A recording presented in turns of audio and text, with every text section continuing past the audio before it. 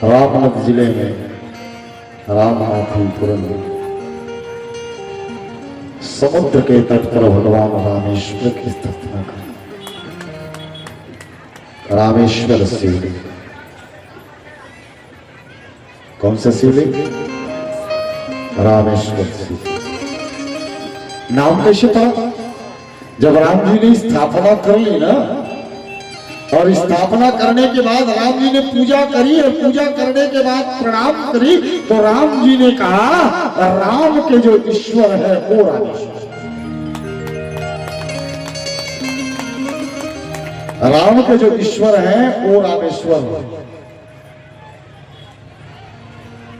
तो बाबा के अंदर से आवाज आई, नहीं नहीं आप गलत कह रहे हो। राम जी हस्तप्रद हो गए, दादा बाबा कैसे कह रहे हैं, मैं गलत कह रहा हूं। राम जी ने कहा राम जी के जो ईश्वर है वो रामेश्वर है। बाबा ने कहा राघव आप बहुत गलत कह रहे हो। कैसे महाराज? तो बोले बाबा ने कहा राम जी के ईश्वर है वो रामेश्वर। राम जी के ईश्वर है वो रामेश्वर।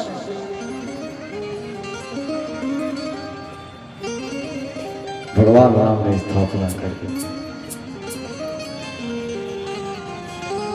शिव पुराण इतना सुंदर और इतना प्रैक्टिकल, इतना टेक्निकल। ध्यान दीजिए, सभी सेतु बंद रामेश्वर चलते ऐसा संभव नहीं।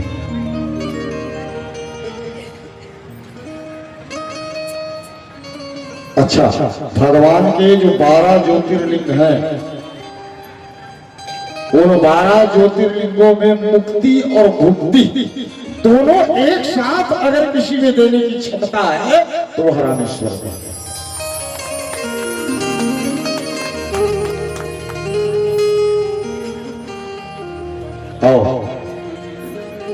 आपके आंगन में विराजमान शिव ही रामेश्वर है।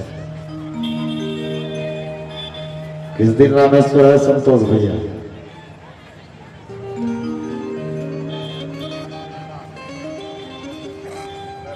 किस दिन रामेश्वर है? माताओं आप लोगों से पूछना। आपके आंगन में बैठा हुआ शिव रामेश्वर है। प्रतिपक्ष के 9वीं तिथि को रामेश्वर है। 9वीं तिथि मधुमास पुनीता शुक्ल पक्ष अभिजित है। मध्य दिवस नहीं शीत न घामा। और ध्यान दीजिए, 9वीं तिथि को अगर आप केवल गंगा जल लो और गंगा जल लेकर के प्रातः काल शिव को स्नान कराओ, अपने आंगन के शिव को, और दोपहर में स्नान कराओ अपने आंगन के शिव को, बिल्कुल ठीक 12 बजे अगर हो सके तो, और सायंकालीन वेला में स्नान कराओ अपने शिव को। 3 पहर गंगा जल से स्नान कराओ, बाबा का दरवाजा खुल जाएगा। भुक्ति और मुक्ति दोनों एक साथ प्राप्त हो जाएगा, एक साथ प्राप्त हो जाएगा। भक्ति भी मिलेगी, और जब चला चली का मेला लगेगा तो मुक्ति भी मिलेगी। अब जो जो जाने वाले हैं दादा वो चाहते हैं, और जो यही रहने वाले हैं वो ना चाहते हैं। कौन कौन जाने वाले हैं? कुछ नहीं, गजब। देखो जो ये कितना अच्छा है। अब तक 2 पैसे मान के भैया चलियो दे बेटा, वो राम राम है। गजब। जाने को कभी भी गलत नहीं मानता मैं। तो जानते हो, जिस दिन पैदा हुए हैं उसी दिन फाइनल हो गया कि एक दिन जाना है।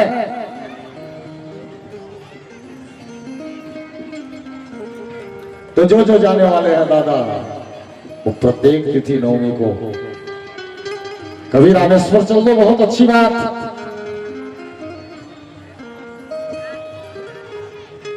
सवेरे 1 लोटा जल लेकर के ओम रामेश्वराय नमः, ओम रामेश्वराय नमः।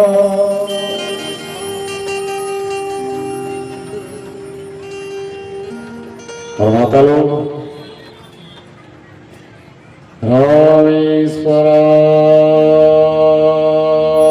नमः।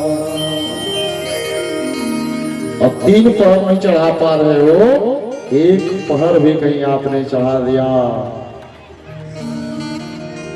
राम जी का एक ही लोटा जल है?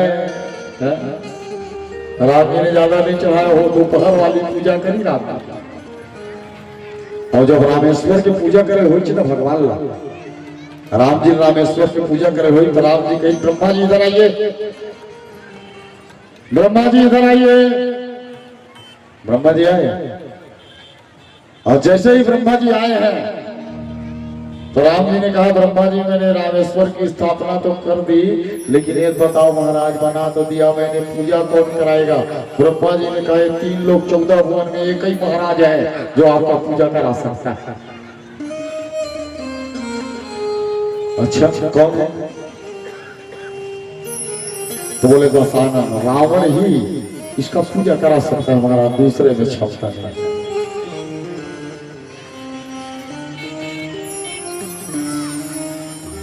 जैसे ही बोले रावण ही इसकी पूजा करा सकते, लखनलाल जी कहीं गया वो भी नहीं करे स्थापना कहीं चलो कहा है वो। जैसे ही ब्रह्मा जी ने कही ना, भगवान राम ने कहा जामवंत जी जाइए दशानन को बुला करके लाइए। ध्यान देना, पुराने टाइम में ना शत्रु भी कायदा में ही शत्रुता करते थे।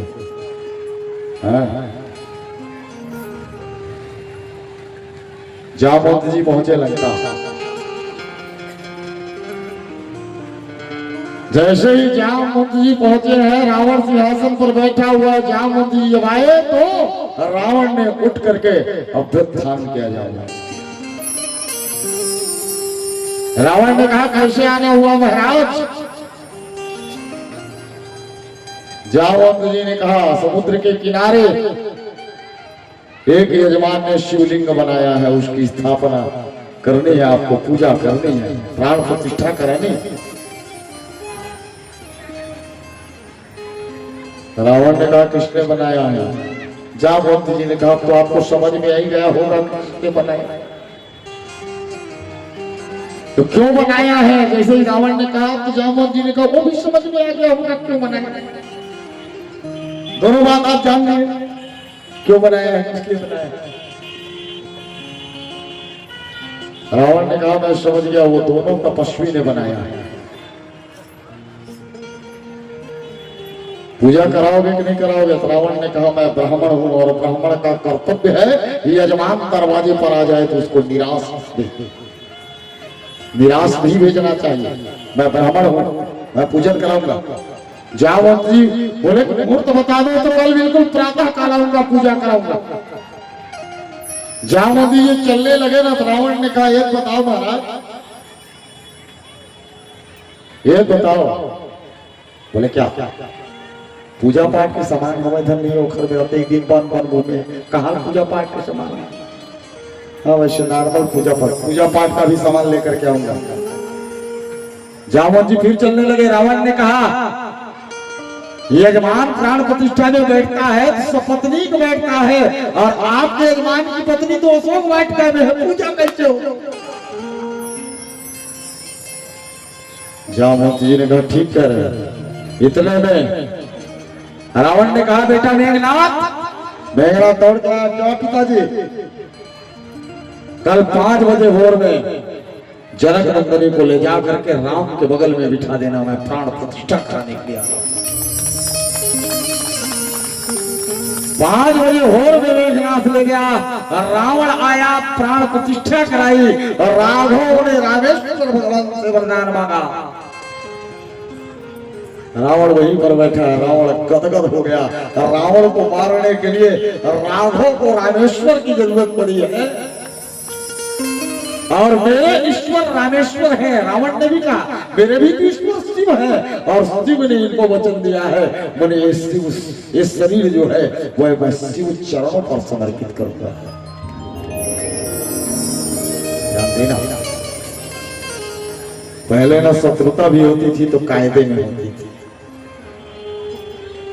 आजकल शत्रुता अथवा मित्रता किसमें होती है जानते हो? कायदे में नहीं, फायदे में होती है। फायदे मितानुबधीन आदमी है, फायदा का हो कुछ फायदा रही तभी मितानुबधीन, बहुत मुश्किल है। भगवान ने रामेश्वर की स्थापना करी। तो नौवीं तिथि के दिन अगर 12 बजे दिन में एक लोटा कहीं जल मन गंगा जल आपने अपने शिव पर चढ़ा दिया आंगन में बैठे हुए शिव पर, तो आप भुक्ति और मुक्ति दोनों के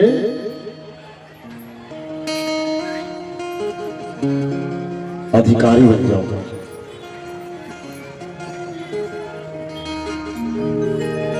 किस तिथि को? नौवीं तिथि को। 9 जो है वो हमारे माने गणित में जो है अंक शास्त्र में 9 जो है पूर्णांक माना गया है। 9 पूर्ण अंक है। 9 और 9 18, 8 1 9, 9 मिया 81, 8 1 9, 9 मिया 27, 7 2 9, 9 चौक 36, 6 3 9, 9 का कभी 6 नहीं होता।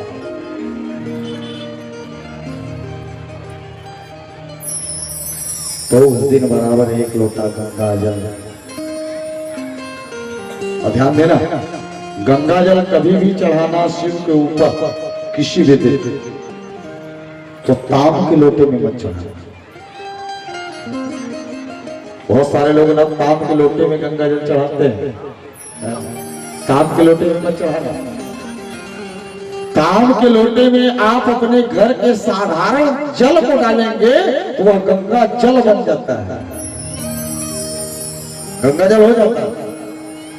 और गंगा जल को कहीं ताम के लोटे पर डालेंगे तो वो साधारण जल हो जाता है।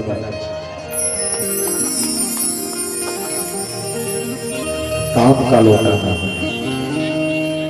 पीतल का या कांसे का लोटा हो, और बड़े भाव से भावित होकर के चढ़ाइए। शिव बाबा के यहाँ मुक्ति और मुक्ति दोनों को पाइए। ओम रामेश्वराय नमः। ओम रामेश्वराय नमः। इसके पश्चात 12वां ज्योतिर्लिंग कृष्णेश्वर कहां पर है? ये हैदराबाद के पास दौलताबाद से 16 किलोमीटर दूर बेरुल गांव में मिला जाता है।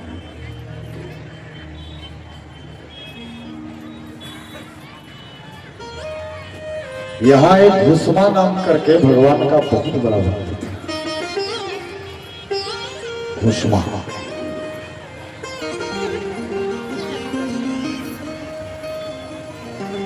और घुसमा जब भी पूजा करता ना भगवान का तो दक्षिण तरफ मुख करके।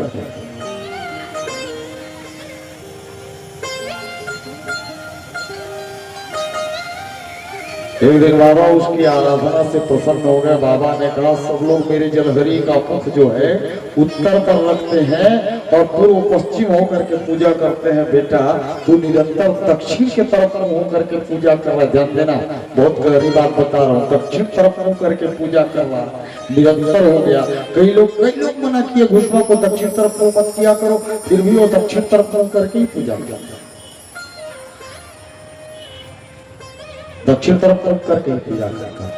और जितना पूजा वो करता ना भगवान शिव का, वो सारे पूजा उसके पितर लोग पाते गए। उस पूजा के फल को उसके पितर लोग पाते गए, और पितर लोग पाते गए तो पुष्ट होते गए। अंतरिक्ष से पितरों ने आशीर्वाद दिया कि बेटा घुसमा चिंता मत कर, एक दिन शिव तेरे सामने प्रकट होगा। आज घुष्मा ने जैसे ही पूजा किया, बाबा प्रकट हो गए, बेटा वरदान मांग, क्या चाहिए? उसने कहा बाबा मुझे कुछ नहीं चाहिए, जैसे आपका नाम अमर है जगत में, वैसे मेरा नाम भी अमर हो जाए और कुछ नहीं चाहिए।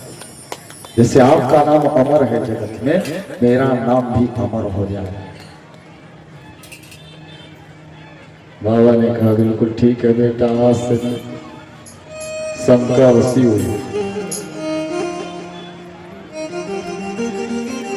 नाम छोड़ देते हैं, यहाँ तेरे लिए भी आज मांगूंगा और मेरा नाम रहेगा घुष्मेश्वर। बाबा ने अपना नाम रखा घुष्मेश्वर। तो आपके आंगन में बैठा हुआ शिव प्रति मास के शिवरात्रि के दिन, प्रत्येक महीने में शिवरात्रि होती है,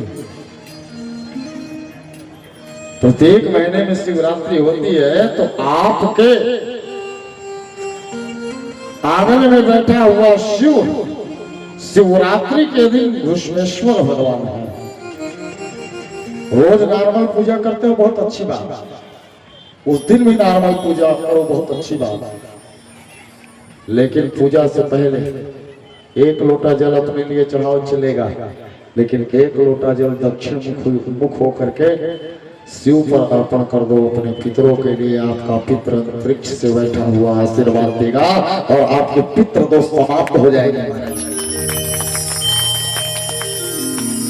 बहुत सारे लोगों को पितृ दोष है, ऐसा तो प्रचलन हो गया है आज की परिस्थिति में। कोई कहीं पर जाकर दिखाता पितृ दोष है,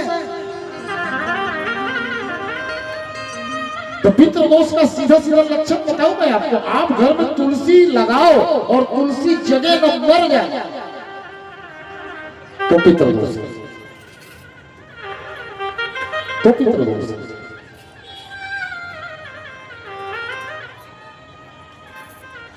आपके घर में गाय हो और वो दूध ना दे तो पितृ दोष।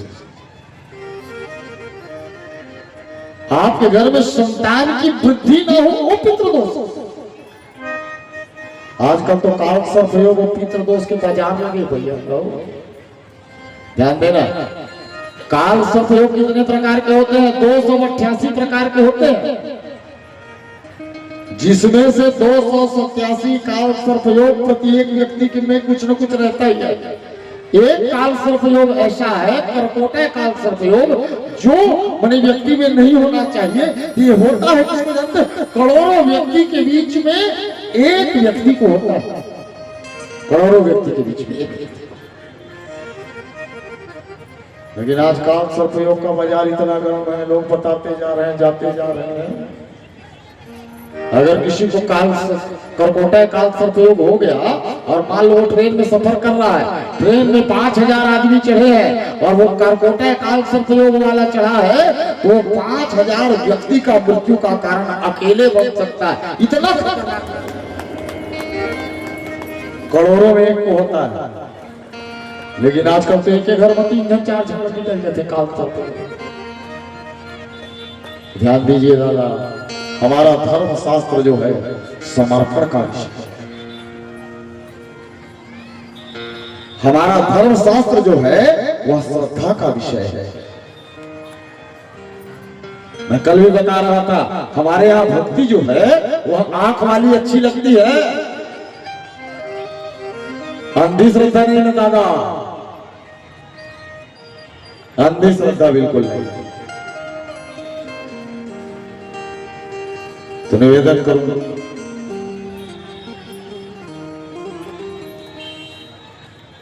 तो प्रति मास के शिवरात्रि के दिन घर में बैठे हुए शिव पर एक लोटा जल अपने पितरों के नाम से अर्पण कीजिए। दक्षिण मुखी होकर के अपने पितरों के नाम से अर्पण कीजिए। आपके पितर संतुष्ट होंगे और जिनका पितर संतुष्ट है उनका देवता भी संतुष्ट रहता है।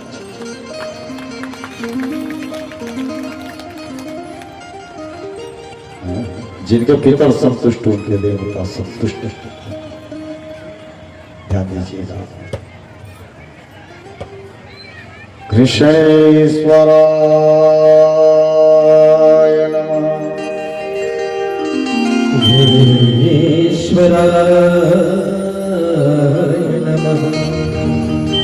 इस मंत्र का जाप करते हुए एक लोटा जल जरूर डालिए, और अगर याद हो नाम अपने दादा परदादा का तो उनका भी नाम ले लीजिए। हे दादा, हे परदादा, हे पितामह, हे प्रपितामह, हे माता, हे माता माँ, हे नानी, हे दादी, जिनका भी नाम हमारा आपको याद है उनका नाम लेकर के एक लोटा जल चढ़ा दीजिए। आपके पितर संतुष्ट हो जाएगा, जीवन मंगलमय हो जाएगा। ये 12 ज्योतिर्लिंग है।